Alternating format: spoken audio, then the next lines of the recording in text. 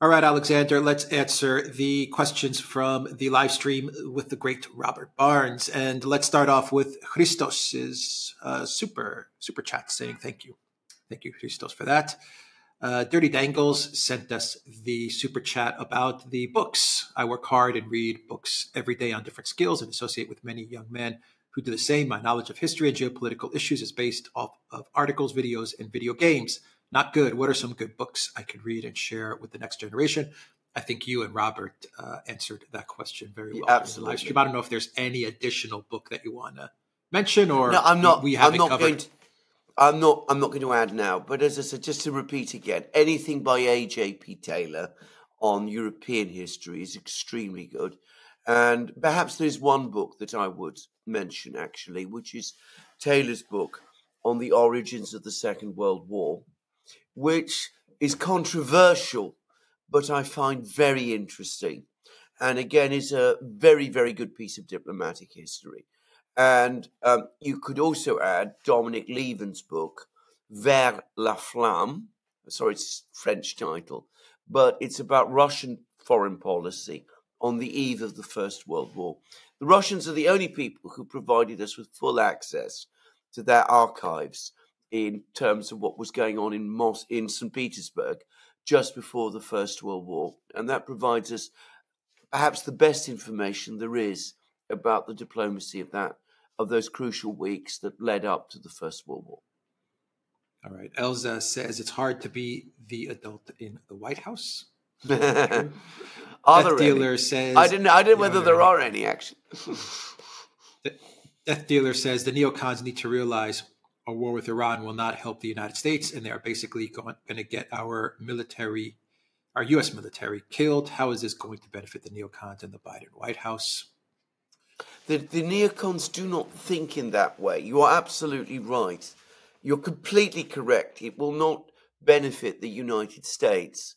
The neocons, however, believe that it will benefit themselves. It will assist them in the power battles in Washington. And of course, it is consistent with their ideology. Remember what I've always said, no reverse gear. That's how these people work. Ricardo Afonso sent us a super sticker. Thank you for that. Sanjeva says the amazing Robert Barnes with the outstanding Duran. I am in heaven. Thank you, Sanjeva, for that. Rocky Lux says, Robert, when the corruption in Washington is so institutionalized and malicious, how realistic is it that the corruption can be truly defeated? It can be defeated. I mean, it has happened before. We mustn't despair.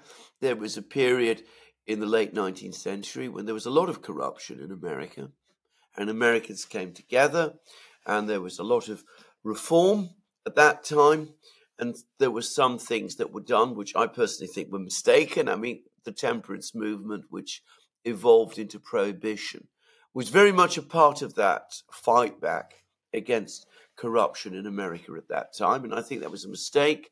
And I think it created a different type of corruption. But overall, I think there were big gains done then, and the overall moral and political climate in the United States was improved. So it can be done, but it's going to be very, very difficult. The one thing I'm going to say is I've gradually come to the view that of all the Western countries, the so-called Western democracies, the only place it can happen is the United States.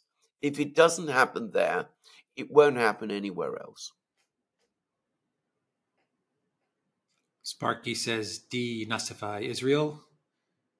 KM says Trump can mass fire deep state January 2025, but the Capitol Police got $3 billion a year budget, nationwide offices, and Army surveillance blips. NGOs are fully funded. Executive branch can't touch them. You know something. You are correct about this. I mean, Donald Trump has the right, as president of the United States, if he is elected, to fire anyone in the federal service. Now, there might be legal claims and compensation claims and things of that kind, but basically they serve at his will. He is the only elected official within the executive branch, and they are there to serve and assist him. I don't think he ever fully understood that when he was president before. And I don't think, of course, he knew exactly whom to put in their place. I hope this time he'll be a lot better organized. Pasha says, at Elza said, it's hard to be the adult in the White House. Another perspective is that it's nearly impossible not to be the adult there. Well said. Ricardo says, the best story to explain modern geopolitics is the Rabbi of Prague and his Golem, not a book, but a good cautionary tale. By the way, it's Absolutely. not the Jews. Absolutely. It's a very good tale. It's from the 17th century, and it's about a rabbi who created a golem, a creature, a kind of robot, if you like. This is a 17th century story, mind you, to protect the Jewish people. It's a very interesting story. You can follow it up. There's a church in Prague where the golem is supposed to be hidden in the attic. People have searched the attic many times, and surprise, surprise, they can't find it there. But anyway, it's an interesting story. Didapong says, Robert, can you explain the concept of nullification and how it relates to what is transpiring in Texas? Robert answered that. Robert went into great detail about that, yeah. Went into detail on that. D. Pierce says, is not better for the West to spread too thin and fail everywhere now as opposed to dialing back for later. Dangerous game, but they are exhausting themselves of future capability against BRICS and others, no? Yeah, I agree. I mean, I think conserve your resources. Think before you act. Take a deep breath and all that. But of course, neocons don't work like this because neocons don't believe that the United States needs to conserve its resources because neocons don't worry about resources. That's not what concerns them. Peter Jackson says, can the U.S. deep state do to Trump, Le Pen, Orban what it has already done to Imran Khan and his foreign minister? I believe Robert answered that as well. But I don't know if you want to say something about that. Well, I think the answer is, I think they will try. Of course, Pakistan has a much, much weaker tradition of civic and institutional constraints, legal and political constraints, than Western democracies do, so-called Western democracies do. But of course, it's eroding here all the time. And they will try. They are trying in the United States with all these legal cases that they've been bringing against Donald Trump. But so far, it hasn't been working. Andorra says, how can the president federalize the National Guard if they are constitutionally, state and federal, already on duty for their state? Wouldn't that be power grab of the military? Robert answered that. Robert answered on that one, yeah. Valerie said, have you all ever done an in-depth video on Navalny or the state of the oligarchy in Russia post-Putin? I would definitely be interested in the Duran exploring those topics. We covered Navalny extensively years ago when he was an important figure in Russia. I mean, I wrote articles about him at that time, which you can find on our site. And we just explained exactly who he was. If you want a really good article from me about Navalny, one which I still think is perhaps the best insight into his personality, then type into Google, Navalny Mercurius, and you probably get an analysis that I did of the Kirovles case, on which he was convicted, I believe, in 2013. And you'll see it sets out very clearly there the kind of things that he was doing in a provincial town in Russia, the kind of games he was playing there, and it will give you a very good insight into the sort of man he is. Bill says, does anyone know how many members of the U.S. State Department hold dual citizenship with Israel? I have no idea. I don't know. I'm sure somebody knows, but I don't. I'm sure that's easy to find. Agu said, concerned about Davos implying they accepted Trump presidency. I worry it's a lie, meant to distance themselves from ongoing plans they conceived to get rid of him. You know what I mean? Oh, I'm sure you're right. Brulaham says, can the Alexes and Robert discuss the Israel, Palestine, Yemen, Lebanon, Syria, Iran conflict and the recent court judgments by the ICJ and potential criminal charges to follow? We've done a video. Well, we've done videos on this, absolutely, at great length, actually. Yeah, just recently, maybe like Just a week recently, ago. yeah. Look for the link. Yeah, you'll find it. Tyler Durden says, if the U.S. attacks Iran directly, the response could be hypersonic and devastating. Let's hope they won't do it. I hope so too. But hold your breath. These people, as I said, have no reverse gear. Justice is Now says, thank you all for your great analysis and commentary. You are the news that matters. Zeshan, thank you for that super sticker. Big Wyman, thank you for that super sticker. Tahara Fazil, thank you for that super chat. Elza says, if you don't feel wealthy under Bidenomics, you're Putin's agent. Same with Schultzonomics in Germany. Correct, absolutely. I mean, you've got the authority of Nancy Pelosi, which confirms that. If you're protesting about anything now, be it Palestine, if you're a trucker in Canada, of course you're a Putin agent. It goes without saying. As I said, Nancy has said it, and that must be so. Yep. Don F says, Valley for the best mod ever. Thank you, Don, for that. Resistance to Evil says, could you guys please research Ukrainian birth records for the last 2 years to verify the number of legally named javelins and javelinas who will celebrate their second birthday this February? I think I will pass that one. I'm sure that there's someone else going to do that, but that'd be an interesting thing to know. Yeah. Probably find that online. Chrissy NRG says, the vid of the pipe bomb plant, Jan 5th, police photo, KH, not make drama, she knew. Pelosi behind the collapse of banking system to deflect. Only a few keystrokes away. Trump is getting to revel in the dossier once he's in office. Yeah, I think this is all about the situation in the banking system, the fact that there are growing problems in the financial sector in the United States. People are talking a lot about this. The fact that I read somewhere that the interest payments on U.S. debt are now running at $1 trillion a year or something. I mean, astronomical amounts, and of course, worries about what kind of things Trump might find out if he does become president. So yes, we're in a very nervous situation in the United States, and that's a bad thing, by the way. It means that we're going to have a very, very tense election. But it's also a good thing, because if they're nervous, it shows that they've got reasons to be nervous, and we should hold on to that too. Jetset.1, thank you for that super chat. Sleepy Crane says, will the West provoke by cracking down on the Russians in NATO countries? A border town like Narva in Estonia comes to mind, which is a Russian major city like the whole of Estonia was and was subject to a silent ethnic cleansing in the 90s.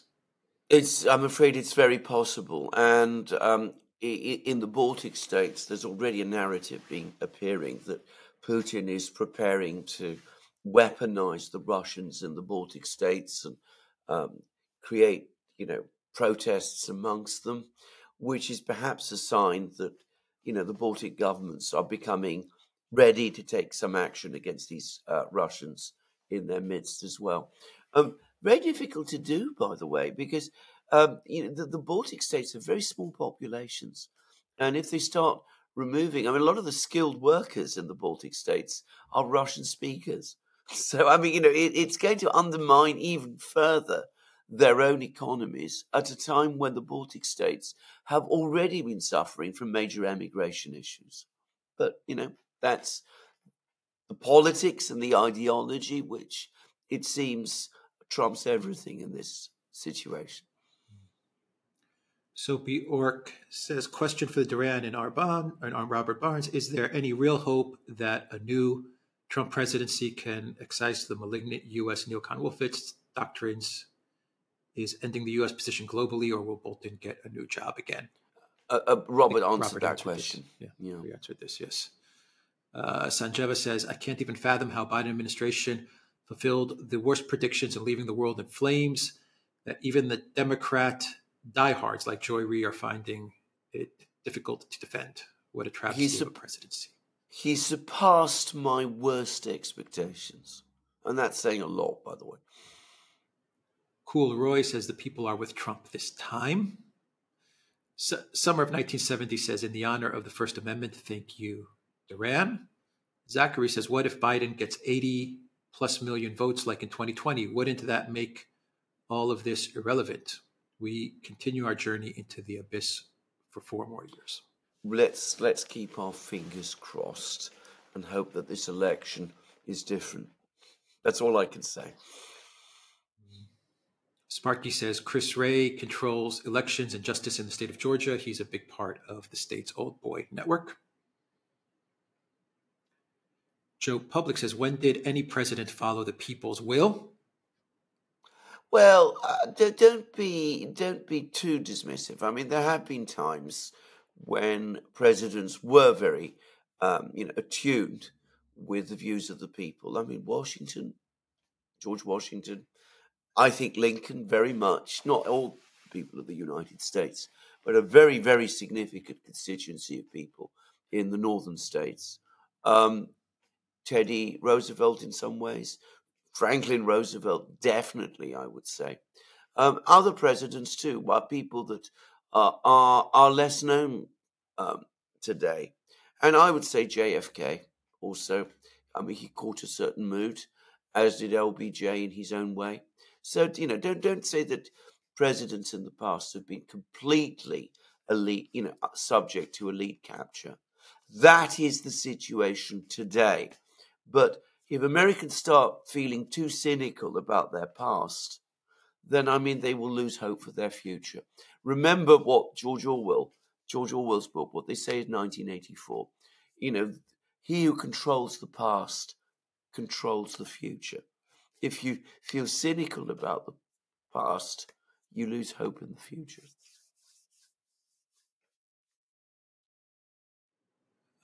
Let's go over to, where are we here? Let's go over to ODYSEE. And the question from Breaking Bread. It's all Shakespeare's kiddies. Okay, thank you for that. And also from ODYSEE. Let me open it up. From Deplorable Neanderthal. It'll look pretty bad when a governor in a wheelchair beats the U.S. Army and Air Force when FJB tries to force his hand. Good times ahead. And from Breaking Bread, the perfect storm of all times. Hold on. Yeah. Very true. Very true. CIA torture camp says free Assange, free J6 political prisoners, free the Quds family, free Imran Khan, free Amos Miller's food. Completely agree. And the Amos Miller case that Robert was saying was, I have to say, it left me speechless. And that doesn't often happen to me, it must be said. And from Rumble, Andres Berzin says, please ask Robert, can Texas use the invasion as a reason to secede from the U.S.? I believe he answered that question at great length, yeah. Yes, he did. And from Marco Ramos, welcome to the Duran community. And from Tree 3 Climber, Barnes for Attorney General. Quite. From Alexander Potachev, how far do the neocons have to push it before everyone else has enough? Well, that's a very good question. I hope people will say enough this year, actually. Nino asks, what's your opinion of Alina Habba? Do you think she's good for the Trump legal team? I think Robert answered that one, yeah. Yeah. And I Am Not a Nugget says, you used to question the 300 billion Russian asset number. Do you think the Euros and the US found that much in assets they want to seize? Well, I think we now have some clarity about this. It turns out that there was a substantial amount of money held in, was it Clearview, which is this funding. It's one of the two big agencies based in Belgium, which is used for these very, very big international transactions. And the Russians have their own, by the way. And I'm surprised that the Russian central bank was keeping money in clear view in the way that it did, actually. But that was what they got hold of. I suspect the reality is that the US and the EU thought that they were going to get an awful lot more Russian money than they actually did.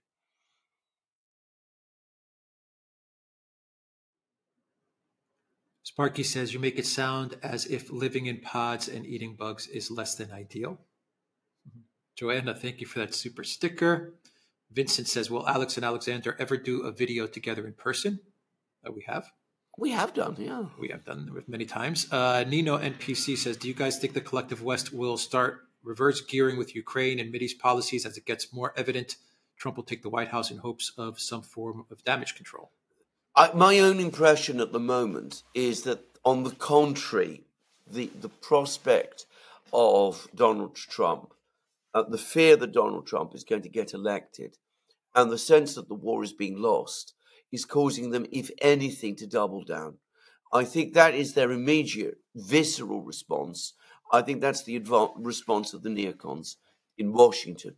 And I think that it's also the response of the Ursulas and the Baerbocks in Germany as well. So I don't think they're reversing at all. I don't think they know how to reverse.